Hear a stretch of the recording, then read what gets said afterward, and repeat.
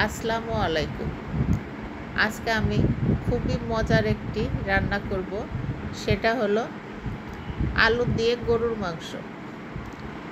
এভাবে আলু দিয়ে গরুর মাংস রান্না করলে খেতে অনেক বেশি মজা হয়।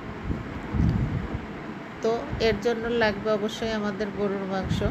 এখানে প্রায় আমি 1 কেজির একটু বেশি গরুর মাংস নিয়েছি।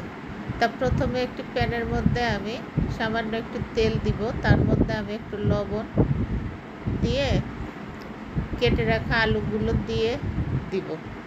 এবার এর মধ্যে সামান্য একটু হলুদের গুঁড়া দিয়ে আমি আলুটাকে একটু লাল লাল করে ভেজে তুলে নিব।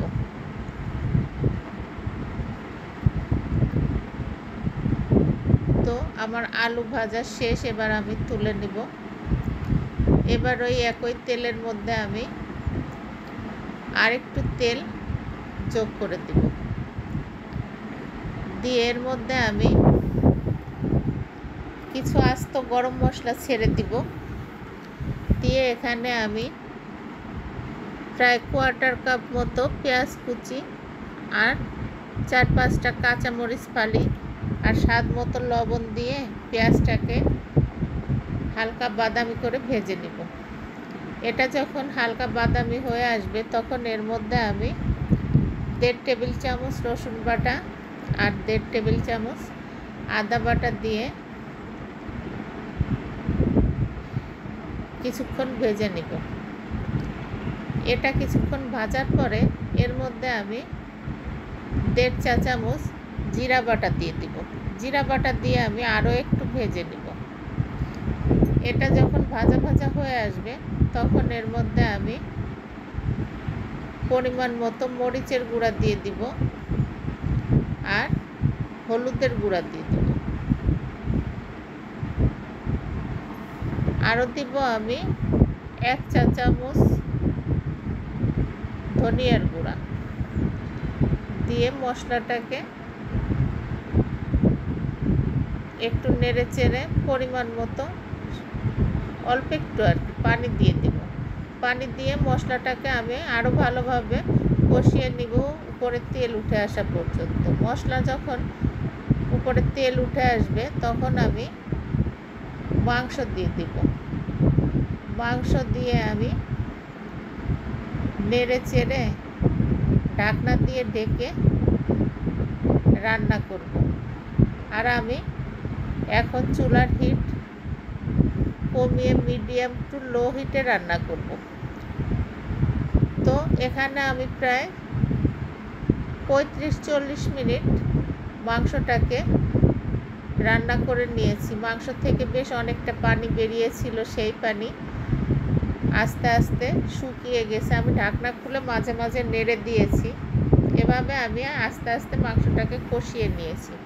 মাংস প্রায় 80% মতো সিদ্ধ হয়ে গেছে। এবার এর মধ্যে আমি আগে থেকে ভেজে রাখা আলুগুলা দিয়ে আরও 5 মিনিট মতো ঢাকনা দিয়ে ঢেকে কষিয়ে নিব।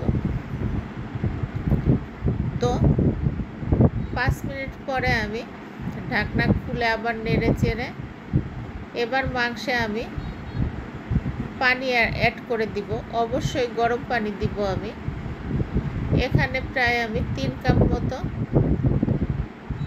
পানি দিয়ে দিব। বাদ বাকি মাংসটা সিদ্ধ হবে পুরোপুরি, আলুও সিদ্ধ হবে।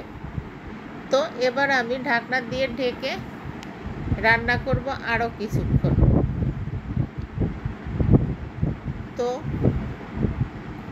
এখানে প্রায় আমি 20 মিনিট পরে ঢাকনা খুলে 1 চা চামচ গরম মশলার গুঁড়া অ্যাড করে দিব।